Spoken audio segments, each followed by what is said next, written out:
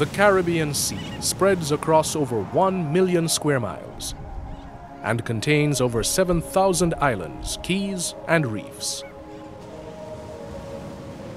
Though divided by language, distance, and governance, the Caribbean is connected by nature. The winds, currents, weather patterns, coral reefs, and the plants and animals that move from one part of the Caribbean to another all create a web of connectivity.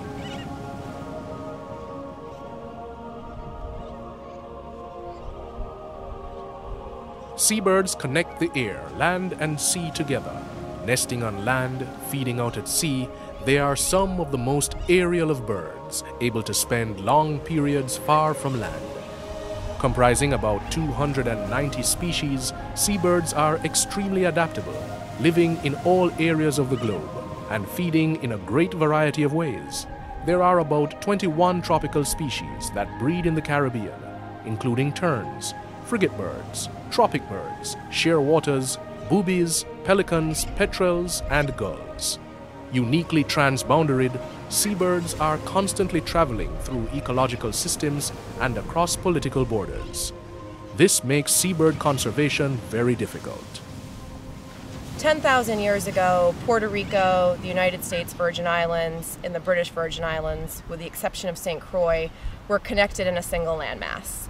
And so because of that, these islands share a lot of the same endemic species. And of course today they're separated by political boundaries, but birds and fish, they don't have passports, they don't have to check in with customs and immigration. So it makes conservation of these species an international issue. L'oiseau marin, au-delà, ils vont nicher dans un lieu précis. While seabirds will nest in a specific location, they do spend about 90% of their time at sea throughout the Caribbean. As such, the conservation of a species of seabirds is not linked to just one island, but to a group of islands, or the region. In that sense, it's interesting to look at possible collaboration, to share our ideas. In a place like the Caribbean, where you have so many countries, you have all of these political boundaries that these birds are crossing on a regular basis. Not to mention the fact that during the non-breeding season, they may move into the Gulf of Mexico, they may move up to the northern coast of the U.S., and you might find them off the Grand Banks of Newfoundland, or as far east as the Mid-Atlantic Ridge. You have a bird like a masked booby or a white-tailed tropic bird that can cross from one political boundary to another. They often do that on a weekly basis. For example, white-tailed tropic birds that nest in the Bahamas will leave the Bahamas and forage over Cuba, or even as far south as Jamaica, and then return to the Bahamas within a week. They're also crossing policy boundaries regularly. One country may have a more conservative approach to protecting birds, while another's may be less conservative. Is there a chance that they may end up in a country where that species is still harvested? When there's disasters that strike, that political transboundary nature comes in as well.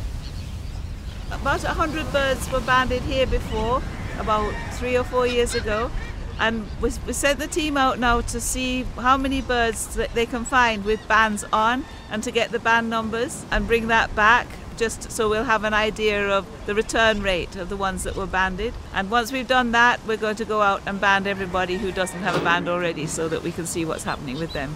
The objective is to have all the birds on this key marked, and the young ones from each year will have a different colour mark as well as an aluminium band. So we'll be able to just look and see quite quickly, like the age of the birds that are on the key. We'll know the age at first breeding. This year we put a black band on. So when we see a black banded bird, we'll know that it's back and it's breeding in the colony. Next year we'll use another colour so that we'll be able to identify each age cohort separately. So 2 young birds that were banded here this year have been recovered.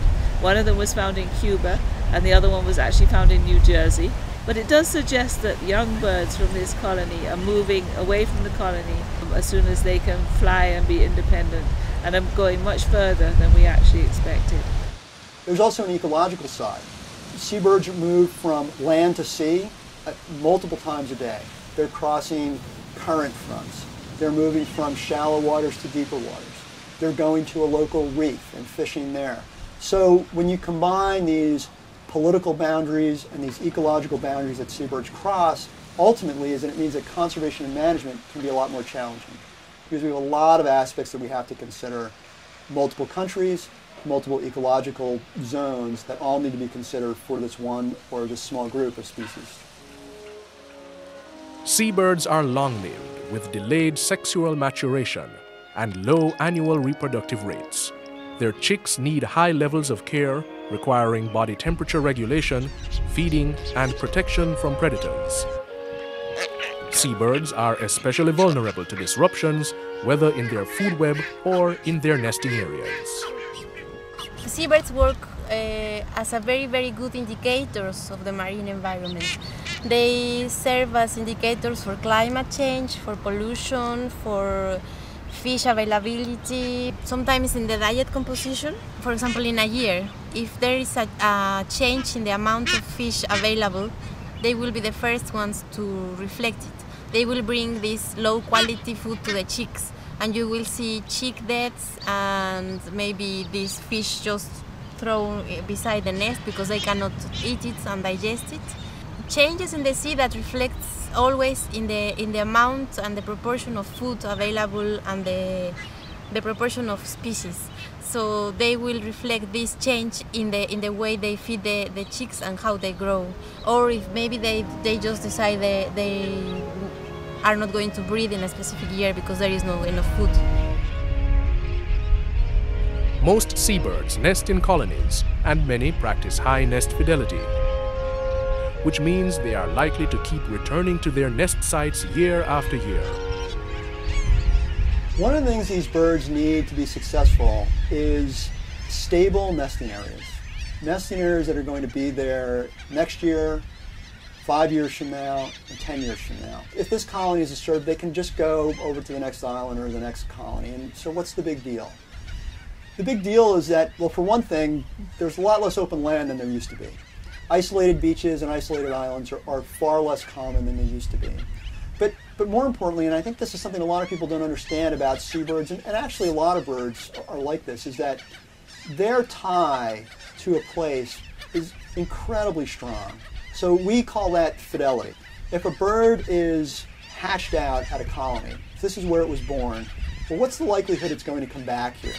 In some studies that have been done, it's remarkable how many birds come back not just to the same island, and not just to the same colony on that island, and not just to the same area in that colony, but within a few meters of the nest they were hatched from.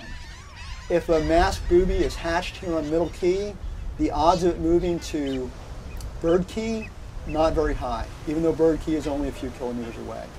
Well over 90% of the seabirds that breed at a colony this year will be back at the colony next year. And as with natal fidelity, it's not just the same colony or the same area in the colony, it's the same nest. So one thing you have to be really careful about when you're looking at seabird colonies is saying, oh, well, there's 100 birds out there, they must be doing fine. Those 100 birds will be willing to come back to this colony and be unsuccessful for a long number of years before they give up and go somewhere else. You really need to know what their breeding effort is, you need to know if the eggs are hatching, and ultimately you need to know if those chicks are surviving. Because these birds are long-lived, they would be willing to forego 1, 2, 3, 5 years of unsuccessful breeding for that one good year.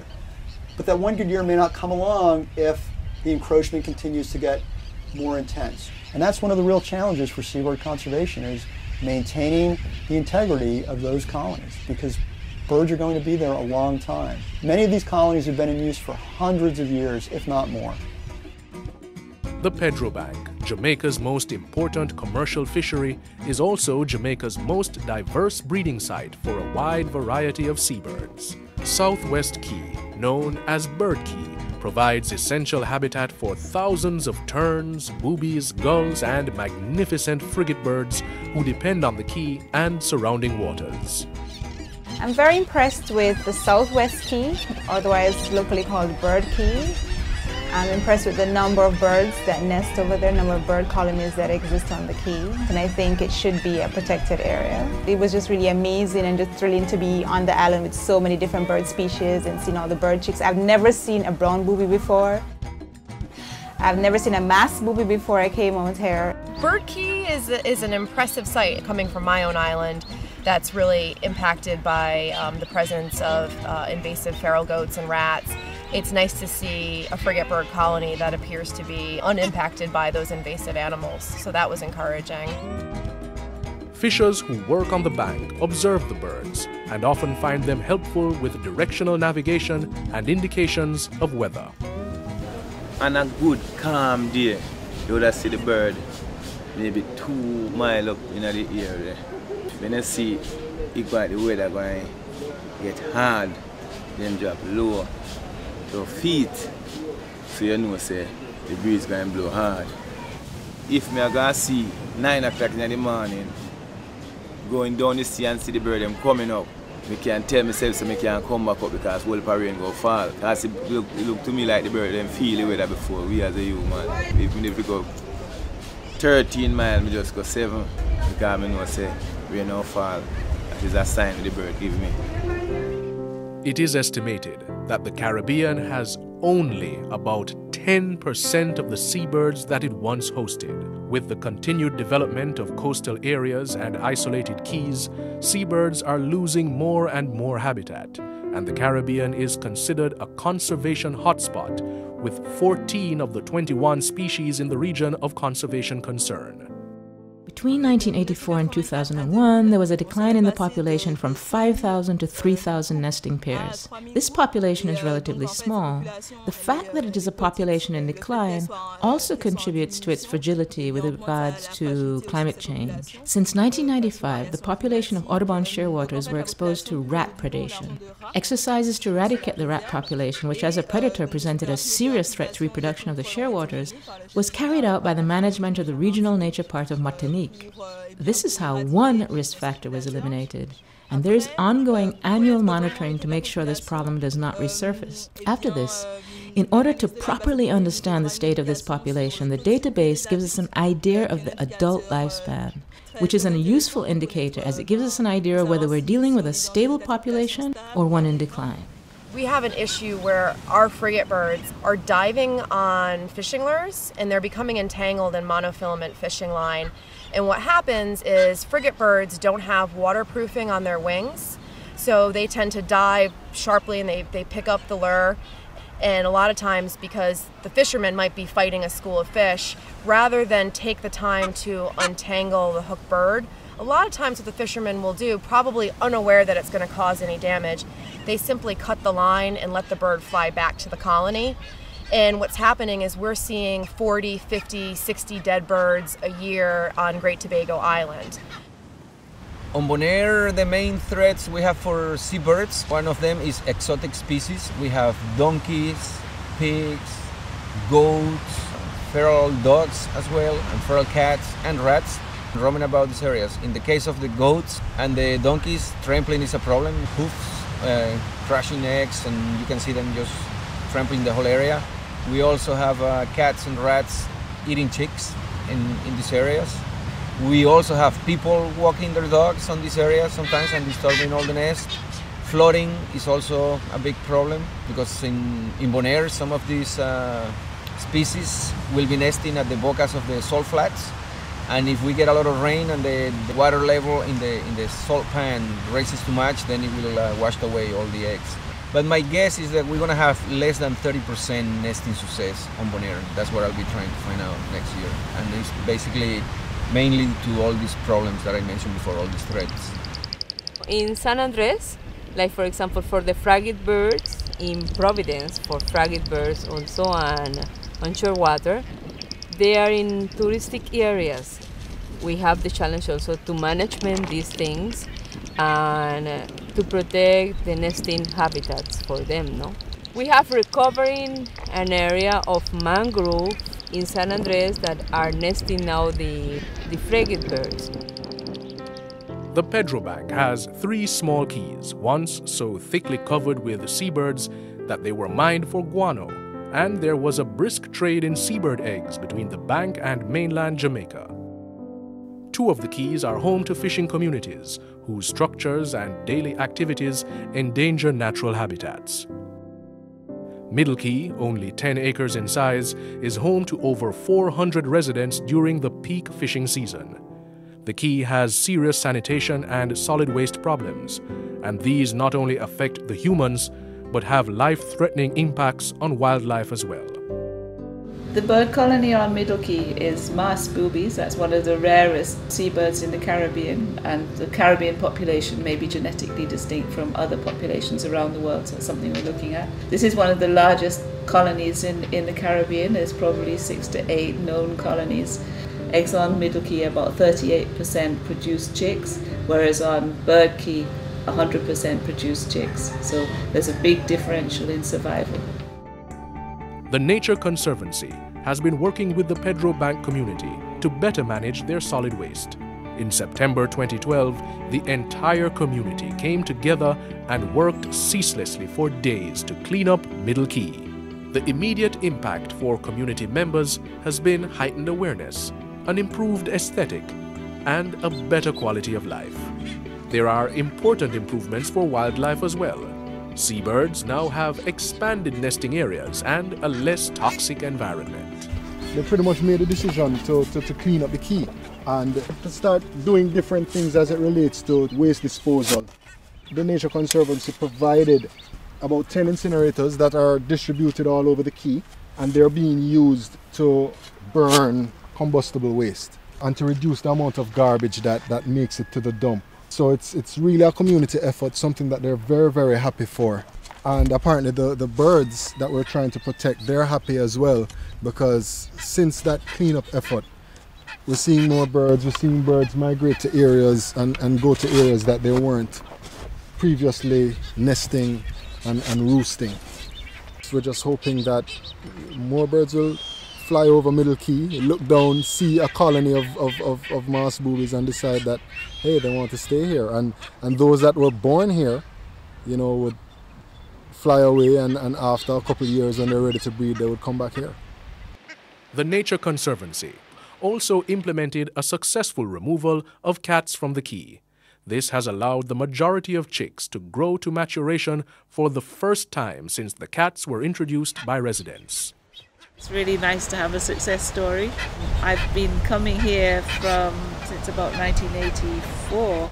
When I first came here, there were people and there were nesting birds, and they seemed to be quite successful.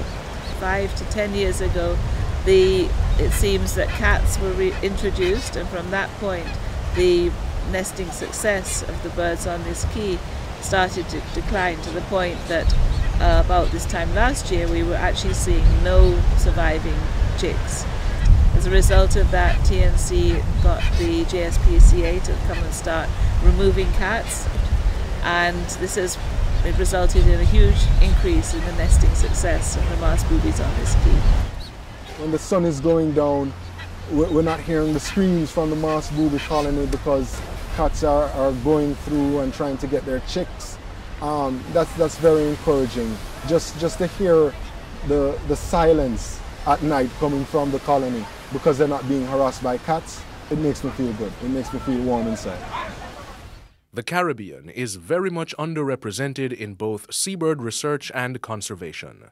To address this deficit, the Society for the Study of Caribbean Birds, Clemson University, and Defenders of Wildlife have sponsored a series of capacity-building workshops.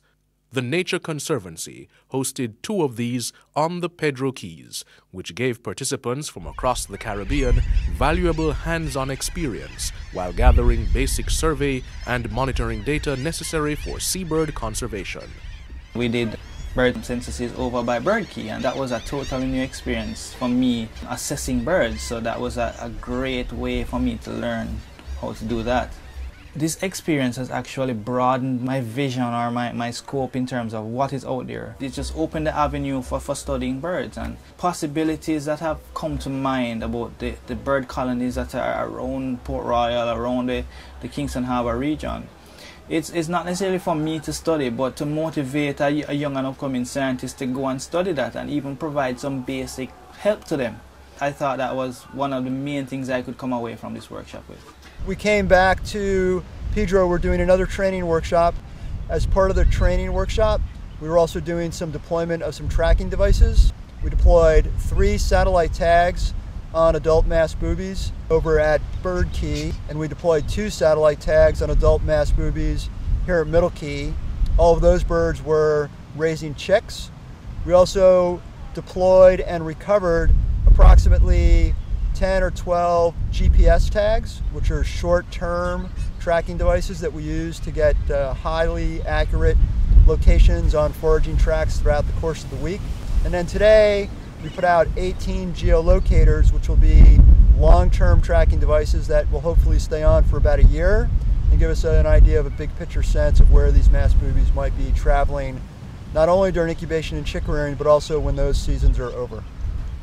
C'est une opportunité à ce moment-là de créer des contacts et I came to this workshop for the exchanges with other specialists in my field of seabirds. It's an opportunity to make contacts and see how we can better align our fieldwork and conservation measures in the future. Of course, at the biological level, there's not much we can do.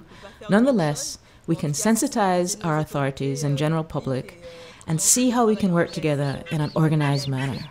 I was a little bit out of date, so these workshops came right on time and it was a great network. In the capacity building, well, I learned a lot about the latest things on designing surveys and how to approach different species for different studies and what to do and what not, and of course try to do it all at the same time and in a coordinated way for methodology, etc. throughout the whole Caribbean. It's a great thing because then we can get a lot more out of all the data we collect in the field, that we all can work together. It's very nice. A lot of times in the Caribbean, we get very stuck in our own corners of the world, and we're very insular. I mean, it's an insular region. We know what's going on in our island or maybe the next few islands over. But a lot of times there's a lot of good information out there, and it's just even a matter of what equipment do you need, what's worked for one place. You're buying a piece of equipment, but you don't have air conditioning. How is that going to impact the equipment, where that's a concern that maybe in North America or the United Kingdom or Europe they don't really have. And they have similar problems and more experience in some things, so you can discuss and they can help and give you ideas. Maybe if you band a bird here, it's easier if you know the person that is doing the research in your species in another place, because she or he can look at the bird and tell you right away. I don't know, it's the sharing of problems and the sharing of solutions as well. Seabirds spend most of their lives out at sea, far from human observation. Seabird conservation is therefore very challenging, especially in the Caribbean, given the relative lack of research and the large number of separate political entities throughout the region. Caribbean seabird conservation needs include accurate surveys of which birds are where and in what condition, long-term monitoring regimes, the development of sustainable management plans that include protected areas, environmental education and outreach, and strong environmental policies, implementation and enforcement. I'm aiming to cover the entire island where nesting occurs and visit every nesting area at least once a week. And I would love at the end of this project to come up with solutions, like at this time of the year, for example, we can close some roads so people don't have access to certain nesting areas, or we can start a feral cat trap system if that turns out to be the biggest problem. We might fence some of the areas for goats and donkeys, and we can also raise some of the areas where they nest, so in case the water level goes too high, it doesn't affect the eggs. One of the reasons that I'm here is recently National Parks Trust expressed some interest in the possibility of satellite tagging magnificent frigate birds. Before we actually work on the outreach, how can science and how can this technology help us make a more informed decision? We can analyze the hooks in the colony and say what types of fishing practices make these birds particularly vulnerable, but also where exactly are they going, and maybe we can be a little bit smarter in planning our public education. We are geographically situated very near Jamaica. The archipelago have an area that is sharing with Jamaica, that is Alice Shoal, New Bank, and Serranilla. There is part also from the archipelago, but also is part of Jamaica.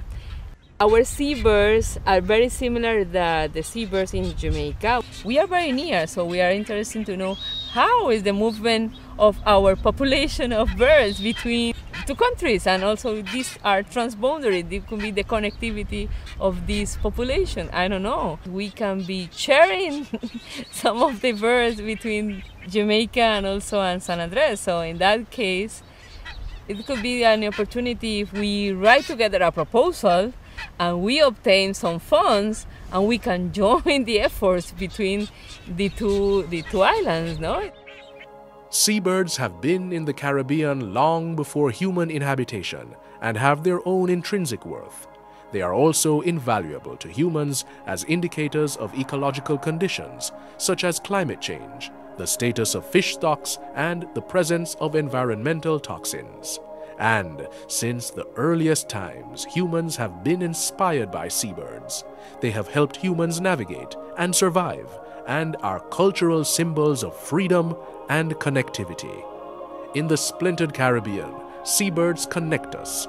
We need to work together across political, geographic, and language divisions to protect these birds who know no boundaries.